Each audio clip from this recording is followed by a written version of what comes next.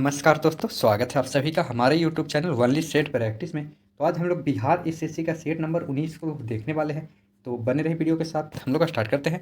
तो आज का हमारा पहला प्रश्न का बात करें तो आज का हमारा पहला प्रश्न है, बिहार से निर्वाचित होने वाले लोकसभा के सदस्यों की संख्या कितनी होती है। तो बिहार से लोकसभा के सदस्यों की संख्या निर्वाचित होने वाली 40 है। ठीक है, ऑप्शन नंबर ए हमारा राइट आंसर हो जाएगा। आगे चलते हैं। बिहार में नालंदा मेडिकल कॉलेज अस्पताल कहाँ स्थित है। तो ये हमारा बिहार की राजधानी पटना में ये स्थित है। ठीक है, ऑप्शन नंबर डी हमारा बिल्कुल राइट आंसर हो जाएगा। आगे चलते हैं। बिहार के निम्नलिखित में से किस विशिष्ट व्यक्ति को भारत रत्न से अलंकृत नहीं किया गया है। तो इसमें नहीं का बात किया गया है, तो ये doctor Shri Krishna Singh right answer C हो जाएगा, जो कि बिहार के प्रथम मुख्यमंत्री थे। ठीक है, प्रथम मुख्यमंत्री डॉक्टर श्री कृष्ण सिंह थे। बिहार का प्रथम दूरदर्शन प्रसारण केंद्र कहाँ स्थापित किया गया। तो प्रथम दूरदर्शन मुजफ्फरपुर में स्थापित किया गया था। ठीक है, लीची के लिए बिहार की ये बहुत प्रसिद्ध जगह है। ठीक है, लीची सबसे ज़्यादा बिहार की जो जिला है वो सबसे ज़्यादा लीची का उत्पादन करता है। ठीक है, बिहार में सम्राट अशोक के अभिलेख निम्नलिखित में से किस स्थान से नहीं प्राप्त हुए हैं। तो अशोक के अभिलेख का बात करें तो नहीं प्राप्त हुए हैं, ये हमारा हो जाएगा मुंगेर से। ठीक है, option number C right answer हो जाएगा। चंद्रमा की सतह पर कदम रखने वाला प्रथम व्यक्ति कौन था। तो चंद्रमा की सतह पर रखने वाला बात करें तो नील आर्मस्ट्रॉन्ग था। ठीक है, निम्नांकित में से कौन मूर्तिकला के क्षेत्र में सुविख्यात है। तो मूर्तिकला के क्षेत्र में अगर बात करें तो ये Saroja Vaidyanathan right answer B हो जाएगा। ठीक है, पश्चिम बंगाल में रानीगंज किस लिए विख्यात है। तो पश्चिम बंगाल की अगर बात करें रानीगंज की, तो ये विख्यात है मतलब कोयले के लिए। ठीक है, कोयले के लिए सबसे ज़्यादा ये नामित है। लिंगराज मंदिर कहाँ स्थित है। तो लिंगराज मंदिर का बात करें तो ये हमारा भुवनेश्वर में स्थित है। ठीक है, जो कि उड़ीसा की राजधानी है। भारत किस देश को सबसे अधिक निर्यात करता है। तो भारत किस देश को सबसे अधिक निर्यात करता है। तो संयुक्त राज्य अमेरिका हमारा राइट आंसर हो जाएगा। भारत में सेनाओं के सर्वोच्च सेनापति से कौन संदर्भित होता है। तो ये हमारा होता है ये राष्ट्रपति। ठीक है, राष्ट्रपति हमारा option number C right answer हो जाएगा। राष्ट्रपति का अगर अनुच्छेद का बात करें तो ये 52 अनुच्छेद में ये इनका वर्णन किया गया है। आगे चलते हैं। पृथ्वी का पर बाहर जल का मुख्य स्रोत क्या है। तो पृथ्वी का बात करें तो ये हमारा भूमिगत जल हो जाएगा। सागर तट की ओर जाने वाली तरंग को क्या कहा जाता है। तो सागर तट की ओर जाने वाली तरंग को कहा जाता है हमारा सुनामी या भूकंपी सिंधु। ठीक है, option number B right answer हो जाएगा। फिर है एस्किमो कहाँ रहते हैं। तो एस्किमो का बात करें तो एस्किमो एक प्रकार की जनजाति है जो कि हमारा कनाडा और अलास्का में रहने वाले हैं। ठीक है, निम्नांकित नदियों में से कौन सी ब्रिभंस घाटी मतलब रिफ्ट घाटी में स्थित है। तो रिफ्ट घाटी में स्थित नदी का बात करें तो ये ताप्ती है। ठीक है, और नर्मदा भी जो कि रिफ्ट घाटी से बहती है। नर्मदा और ताप्ती ये ठीक दो नदियां जो रिफ्ट घाटी से होते हुए बहती है। फिर है सेलवा। सेलवा होता है तो सेलवा का अगर बात करें तो सेलवा एक प्रकार का ब्राजील में विषुवतीय वर्षा वाले वन है। ठीक है, आगे चलते हैं। मिश्रित अर्थव्यवस्था उस आर्थिक प्रणाली का संदर्भ सूचक है जिसमें, तो ये हमारा हो जाएगा ऑप्शन नंबर सी सरकारी क्षेत्र एवं निजी क्षेत्र दोनों साथ साथ काम करते हैं। Option number C right answer हो जाएगा। फिर है क्लासिकी प्रणाली के अनुसार बचत किसका प्रकार है। तो बचत का प्रकार का बात करें तो ये कीमत स्तर का हो जाएगा। ऑप्शन नंबर डी हमारा बिल्कुल राइट आंसर हो जाएगा। काला बाजार वह स्थिति है जिसमें, काला बाजार वह स्थिति है जिसमें क्या होता है। तो माल को तभी उपलब्ध कराया जाता है जबकि कीमतों में वृद्धि हो। ठीक है, मतलब कराया या बेचा जाता है माल को तब उपलब्ध कराया जाता है जब उसका दाम में वृद्धि हो। ठीक है, option number D right answer हो जाएगा। फिर है स्वशासन आंदोलन के प्रवर्तक कौन थे। तो स्वशासन आंदोलन का बात करें तो इसके प्रवर्तक एनी बेसेंट थे। ठीक है, गांधी इरविन समझौता कब हुई। तो गांधी इरविन समझौता की बात करें तो ये हुई थी 1931 में। ठीक है, सर सैयद अहमद खान के विषय में क्या सत्य नहीं है। तो सर सैयद खान के विषय में बात करें तो ऑप्शन नंबर बी हमारा हो जाएगा, वह मुस्लिम लीग के एक नेता थे। ठीक है, मुस्लिम लीग के नेता नहीं थे। ठीक है, ये अलीगढ़ में मोहम्मद एंग्लो ओरिएंटल कॉलेज के प्रारंभ किया था। ठीक है, फिर वह अलीगढ़ आंदोलन का एक जन्मदाता थे। ये भी ठीक है, अलीगढ़ से इनका संबंध था। वह भारतीय राष्ट्रीय कांग्रेस का विरोध करते थे। ये भी ठीक है, ऑप्शन नंबर बी हमारा राइट आंसर हो जाएगा। ये नहीं है, वह मुस्लिम लीग के एक नेता थे। फिर है नील की खेती करने वाले में, नील की खेती करने वालों के विरुद्ध विद्रोह के प्रदर्शित करने वाले नाटक नील दर्पण के लेखक कौन है। तो दीनबंधु मित्र हैं। ठीक है, आगे चलते हैं।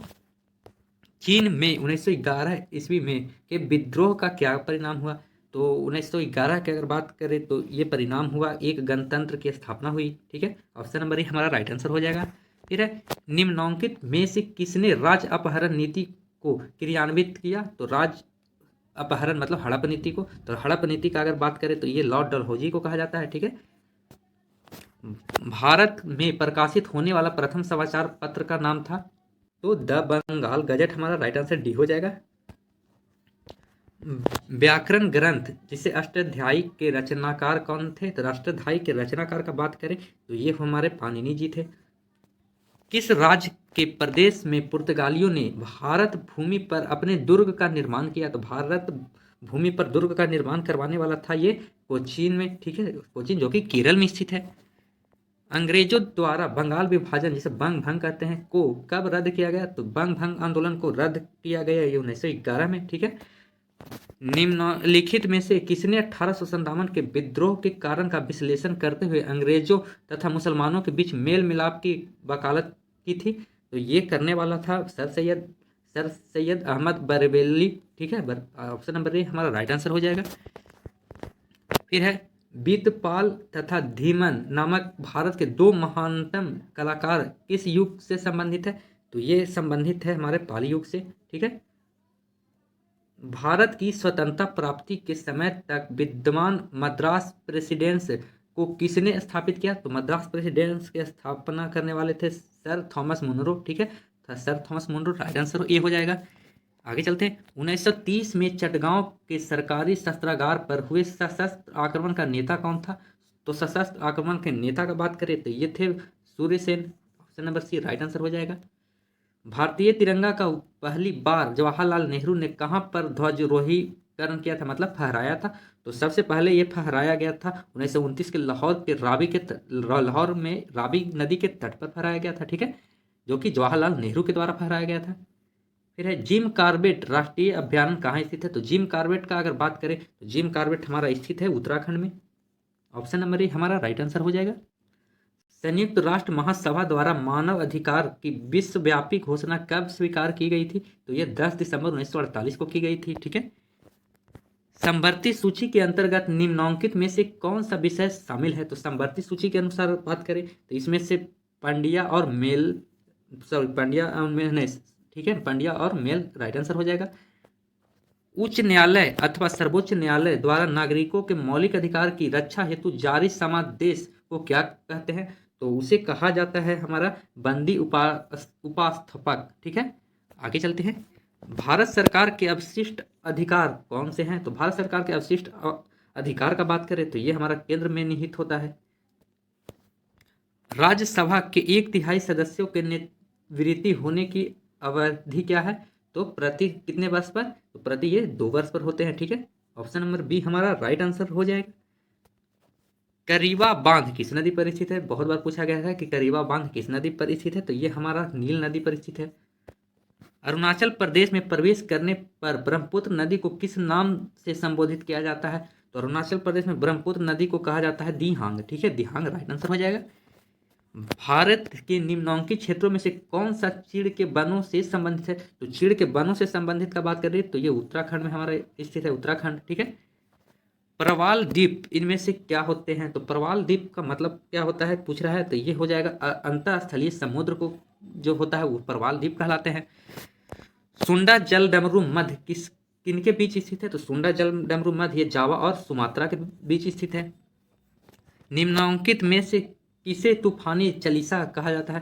तो तूफानी चालीसा कहा जाता है ये दक्षिणी गोलार्ध में 40 डिग्री से 60 डिग्री दक्षिण के बीच चलने वाली हवाओं को तूफानी चालीसा कहा जाता है। ठीक है, ये बहुत बार पूछा गया है। एक और पूछा जाता है गरजा चालीसा किसे कहते हैं, या गरजता चालीसा के भी नाम से जाना जाता है। तो ये चलता है दक्षिणी गोलार्ध में, चलता है ये 40 से 50 डिग्री के बीच में। ठीक है, आगे हम चलते हैं। इंदिरा गांधी परमाणु अनुसंधान केंद्र कहाँ स्थित है? तो इंदिरा गांधी परमाणु अनुसंधान केंद्र का अगर हम बात करें तो ये हमारा कलपक्कम जो कि तमिलनाडु में स्थित है। भारतीय संगीत का उद्गम किसमें खोजा जा सकता है? तो ये खोजा जा सकता है हमारा ऑप्शन नंबर सी सामवेद की संहिता में। चालुक्यों ने अपना साम्राज्य कहाँ स्थापित किया? तो चालुक्यों ने अपना साम्राज्य स्थापित किया मालवा में। ठीक है, option number B right answer हो जाएगा। हिटलर जर्मनी का चांसलर कब बना? बहुत बार पूछा गया है कि हिटलर जर्मनी का चांसलर कब बना, तो ये 1933 में बना था। हिटलर की एक पुस्तक है जिसे का नाम है मेरा संघर्ष, जिसे इंग्लिश में मेन कैंप के नाम से जाना जाता है। ये जेल में लिखा गया पुस्तक है, ठीक है, जो कि एडोल्फ हिटलर के द्वारा लिखा गया है। तो 50 जीके का हमारा क्वेश्चन समाप्त होता है। चलिए साइंस की ओर हम चलते हैं। तो आज का साइंस का हमारा पहला है, सिनेमा का आविष्कार किसने किया? सिनेमा का आविष्कार किसने किया था? तो सिनेमा का अगर बात करें आविष्कारक का, तो सिनेमा का आविष्कार करने वाला था निकोलस और जीन लुमिये। ठीक है, निकोलस और जीन लुमिये राइट आंसर भी हो जाएगा। आगे हम चलते हैं। सौर मंडल का सबसे चमकीला ग्रह कौन सा है? तो सबसे चमकीला ग्रह का बात करें तो ये हमारा शुक्र हो जाएगा। पृथ्वी की बहन किसे कहा जाता है? तो शुक्र को कहा जाता है। सबसे गर्म ग्रह किसे कहा जाता है? तो शुक्र को कहा जाता है। और सुबह और सांझ का तारा किसे कहा जाता है? तो शुक्र को कहा जाता है। ठीक है, अगर सबसे बड़ा ग्रह का बात करें तो बृहस्पति को कहा जाता है। ठीक है, और सबसे छोटा का बात करें तो बुध को कहा जाता है। और हरा ग्रह किसे कहा जाता है? तो यूरेनस को कहा जाता है। ठीक है, आगे चलते हैं। पूरब से पश्चिम की ओर परिक्रमा करने वाला ग्रह का नाम बताइए, क्या नाम क्या है? तो पूरब से पश्चिम की ओर, तो यूरेनस भी हमारा आंसर होगा और हमारा आंसर शुक्र भी होगा, क्योंकि शुक्र और यूरेनस दोनों हमारा ये पूरब पूरब से पश्चिम की ओर परिक्रमा करता है। तो यहाँ पर दोनों ऑप्शन है, इसके कारण हम ये दोनों को सिलेक्ट करेंगे। ठीक है, और अगर ज़्यादा आप जाना चाहते हैं तो यूरेनस पर जा सकते हैं। ठीक है, निम्नलिखित खनिज में से कौन सा शुद्ध रूप में पाया जाता है? तो शुद्ध रूप में पाया जाने वाला खनिज का बात करें तो तांबा है। एक व्यक्ति अवतल लेंस वाला चश्मा पहनता है, इस कारण सामान्यतः दूर स्थित वस्तुओं का प्रतिबिंब उसकी आंखों पे कहाँ पर फोकस होगा? ठीक है, तो ये बात कर रहा है कि मतलब अवतल लेंस का एक चश्मा पहनता है कोई आदमी, तो उसको दूर स्थित वस्तु का प्रतिबिंब जो है वो मतलब कहाँ पर उसका प्रतिबिंब बनेगा? तो ये प्रतिबिंब उसके दृष्टि पटल के सामने बनेगा। ठीक है, आगे चलते हैं। निम्नलिखित चार स्रावों में से कौन सा शेष तीन से अपनी स्रोत ग्रंथि से कार्यस्थल तक अभिगमन विधि में भिन्न है? तो ये हमारा पीत हो जाएगा। ठीक है, आगे चलते हैं। विषाणु जिसे वायरस कहते हैं इंग्लिश में, के विषय में क्या सर्वदा सत्य होता है? तो विषाणु में हमेशा सत्य का बात करें तो इनमें प्रतिरक्षियों का सृजन नहीं होता है, हो सकता है। Option number C right answer हो जाएगा। हीमोग्लोबिन क्या होता है? तो हीमोग्लोबिन का अगर बात करो तो एक प्रकार का ये प्रोटीन होता है। तारकोल वाली सड़कों पर टूट फूट तब होती है जब उनमें क्या होता है? तो सड़क पर पानी स्थित हो जाए तब। ठीक है, प्राकृतिक जैव उर्वरक रासायनिक उर्वरकों से अधिक अच्छे पाए जाने का कारण क्या है? तो ये कारण है हमारा, ये जैव उर्वरक भूमि की उत्पादकता को बनाए रखता है। Option number C right answer हो जाएगा। मादक द्रव मरजुआन क्या है? तो मादक द्रव मरजुआन का बात करें तो ये एक शामक है। आगे चलते हैं। परिस्थितिक प्रणाली क्या होता है? तो ये जैव प्रणाली होता है। ठीक है, option number A right answer हो जाएगा। पर भ्रमण को निम्नलिखित परिस्थितियों में से किसमें शिकार के ऊपर भक्षी का अधिक नियंत्रण होगा? तो ये हमारा होगा नियंत्रण कब? जब छिपकली और कीट होंगे। Option number C right answer हो जाएगा। नीचे लिखे जीव समूह में से किसमें भोजन जीव के अंदर प्रशिष्ट होने के पहले ही पच जाता है? तो जीवाणु और प्रोटोजोआ राइट आंसर हमारा ए हो जाएगा। लाइफ जैकेट का सिद्धांत क्या है? तो लाइफ जैकेट सिद्धांत का अगर हम बात करें तो ये हमारा हो जाएगा, यह व्यक्तियों को उतारता रखने के लिए उसमें आयतन को घटा देता है। Option number C right answer हो जाएगा। मायोपिया का दूसरा नाम क्या है? तो मायोपिया को कहा जाता है निकट दृष्टि दोष। ठीक है, समीप दृष्टि राइट आंसर ही हो जाएगा। निकट दृष्टि या समीप दृष्टि दोनों एक ही नाम है। सूर्य का ताप हम तक पहुंचता है, तो सूर्य का ताप जो है हम तक पहुंचता है तो वो कहलाता है हमारा बी किरण द्वारा। ठीक है, फिर है हमारा भिन्न कोनों वाले परंतु समान ऊंचाई वाले दो अनंत समतलों पर किसकी गोले के लुढ़कने में हो है? तो लुढ़कने में ये होगा हमारा राइट आंसर हो जाएगा हमारा वह समय और वही ऊर्जा लगती है। ठीक है, वह समय और वही ऊर्जा लगती है। Option number D right answer हो जाएगा।